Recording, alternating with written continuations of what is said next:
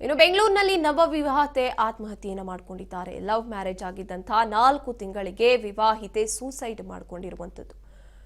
ಶ್ವೇತಾ 25 ವರ್ಷದ ಯುವತಿ death note ಬರೆದಿಟ್ಟು ಸಾವನ್ನಪ್ಪಿದ್ದಾರೆ. ಬೆಂಗಳೂರಿನಲ್ಲಿ ಲವ್ ಮ್ಯಾರೇಜ್ ಆದಂತ 4 ತಿಂಗಳಿಗೆ ವಿವಾಹಿತೆ ಸೂಸೈಡ್ ಮಾಡಿಕೊಂಡಿದ್ದಾರೆ. ಡೆತ್ ನೋಟ್ ಬರೆದಿಟ್ಟು ಶ್ವೇತಾ ನೇಣಿಗೆ ಶರಣಾಗಿರುವಂತದ್ದು. ಮನೆಯಲ್ಲಿ ಫ್ಯಾನ್ಗೆ ನೇಣು ಬಿಗಿದುಕೊಂಡು ಶ್ವೇತಾ ಸೂಸೈಡ್ ಮಾಡಿಕೊಂಡಿದ್ದಾರೆ.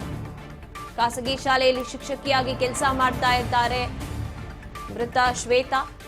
ಆದರೆ ಈಗ ಕಾಮಾಕ್ಷಿಪಾಳ್ಯ ಠಾಣಾ ವ್ಯಾಪ್ತಿಯ ಸುಂಕದಕಟ್ಟೆಯಲ್ಲಿ ಈ ಘಟನೆ ನಡೆದಿರುವಂತದ್ದು. ಘಟನಾ ಸ್ಥಳಕ್ಕೆ ಕಾಮಾಕ್ಷಿಪಾಳ್ಯ ಪೊಲೀಸರು ಭೇಟಿ ನೀಡಿ ಪರಿಶೀಲನೆಯನ್ನ ನಡೆಸಿದ್ದಾರೆ. ನೋಡಿ, ನಾವು ನೋಡ್ತಾ ಇದ್ದೀವಿ, ಮದುವೆಯಾಗಿ ಲವ್ ಮ್ಯಾರೇಜ್ ಆಗಿರ್ತಾರೆ. 4 ತಿಂಗಳಿಗೇನೆ ಆತ್ಮಹತ್ಯೆಗೆ ಶರಣಾಗಿರುವಂತದ್ದು ಶ್ವೇತಾ. ಇನ್ನು ಕೇವಲ 25 ವರ್ಷ ಈಕೆಗೆ. ಫ್ಯಾನ್ಗೆ ನೇಣು ಬಿಗಿದುಕೊಂಡು ಶ್ವೇತಾ ಸೂಸೈಡ್ ಮಾಡ್ಕೊಂಡಿದ್ದಾರೆ. ಖಾಸಗಿ ಶಾಲೆಯಲ್ಲಿ ಶಿಕ್ಷಕಿಯಾಗಿ ಕೂಡ ಕೆಲಸ ಮಾಡ್ಕೊಂಡಿರ್ತಾರೆ. ಆದರೆ ಈಗ ಸಾಕಷ್ಟು ಅನುಮಾನಗಳಿಗೆ ಸಾಕ್ಷಿಯಾಗ್ತಾ ಇದೆ ಇವರ ಈ ಒಂದು ನಿರ್ಧಾರ. ಖಾಸಗಿ ಶಾಲೆಯಲ್ಲಿ ಶಿಕ್ಷಕಿಯಾಗಿ ಕೆಲಸ ಮಾಡ್ತಾ ಇದ್ರು, ಕೆಲಸಕ್ಕೆ ಹೋಗಿ ಬರ್ತಾ ಇದ್ರು. ಇನ್ನು 4 ತಿಂಗಳಷ್ಟೇ ಆಗಿರುವಂತದ್ದು ಇವರು ವಿವಾಹತೆ ಅಂದ್ರೆ ಮದುವೆಯಾಗಿ. ಕೇವಲ 25 ವರ್ಷ ಶ್ವೇತಾಗೆ. ಅದು ಲವ್ ಮ್ಯಾರೇಜ್, ಪ್ರೀತಿಸಿ ಮದುವೆ ಆಗಿರ್ತಾರೆ.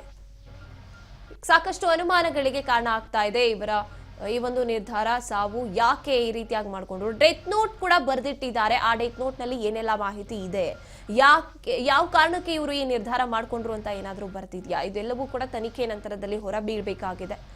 ಆದ್ರೆ ಗೊತ್ತಿರುವಂತಹ ಮಾಹಿತಿಗಳ ಪ್ರಕಾರ 4 ತಿಂಗಳ ಹಿಂದಷ್ಟೇ ಮದುವೆ ಆಗಿದ್ರು.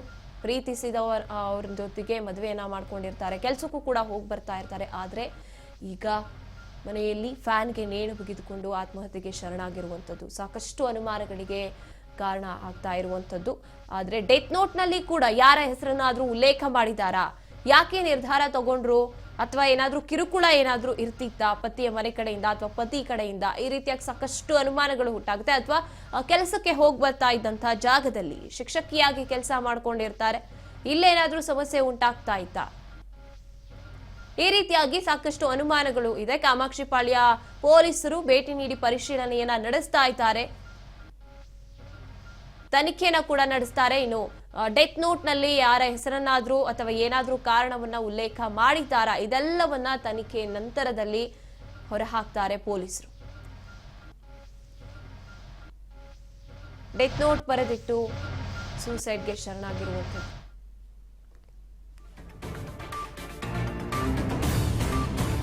ಈಗ ಬರ್ತಾ ಇರೋ ಅಪ್ಡೇಟ್, ಓಕೆ, ಡೆತ್ ನೋಟ್ ಬರೆದಿಟ್ಟು ನೇಣಿಗೆ ಶರಣಾಗ್ತಾರೆ. ನನ್ನ ಸಾವಿಗೆ ಗಂಡ ಮತ್ತೆ ಅವನ ಅಕ್ಕ ಕಾರಣ ಅಂತ ಬರೆದಿರುವಂತದ್ದು ಡೆತ್ ನೋಟ್ ನಲ್ಲಿ.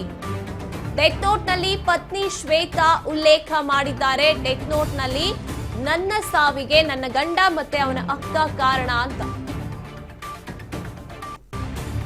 ಒಟ್ಟಾರೆಯಾಗಿ ಈಗ ಅವರು ಉಲ್ಲೇಖ ಮಾಡಿದ್ದಾರೆ, ನನ್ನ ಸಾವಿಗೆ ನನ್ನ ಪತಿ ಜೊತೆಗೆ ಅವರ ಅಕ್ಕ ಕಾರಣ ಅಂತ. ಕಿರುಕುಳ ನೀಡ್ತಾ ಇದ್ರ, ಯಾಕೆ ನಿರ್ಧಾರ ತಗೊಂಡ್ರು? 4 ತಿಂಗಳಷ್ಟೇ ಆಗಿರುವಂಥದ್ದು ಮದುವೆ ಆಗಿ, ಅದು ಪ್ರೀತಿಸಿ ಮದುವೆ ಆಗಿರ್ತಾರೆ. ಸಾವಿಗೆ ಶರಣಾಗುವಂತಹ ಕಿರುಕುಳವನ್ನೇನಾದ್ರೂ ಅವರು ಕೊಡ್ತಾ ಇದ್ರೆ ಏನಾಯ್ತು? ಇದೆಲ್ಲದಕ್ಕೂ ಕೂಡ ತನಿಖೆನ ಆರಂಭ ಮಾಡಿರುವಂತದ್ದು ಪೊಲೀಸರು. ಒಟ್ಟಿನಲ್ಲಿ ಡೆತ್ ನೋಟ್ ನಲ್ಲಿ ಉಲ್ಲೇಖ ಮಾಡಿದ್ದಾರೆ, ನನ್ನ ಈ ಒಂದು ನಿರ್ಧಾರಕ್ಕೆ, ನನ್ನ ಈ ಸಾವಿಗೆ ನನ್ನ ಗಂಡ ಜೊತೆಗೆ ಅವರ ಅಕ್ಕ ಕಾರಣ ಅಂತ ಉಲ್ಲೇಖ ಮಾಡಿ ನೇಣು ಬಿಗಿದುಕೊಂಡು ಸಾವಿಗೆ ಶರಣಾಗಿರುವಂತದ್ದು ನವವಿವಾಹಿತೆ ಶ್ವೇತಾ.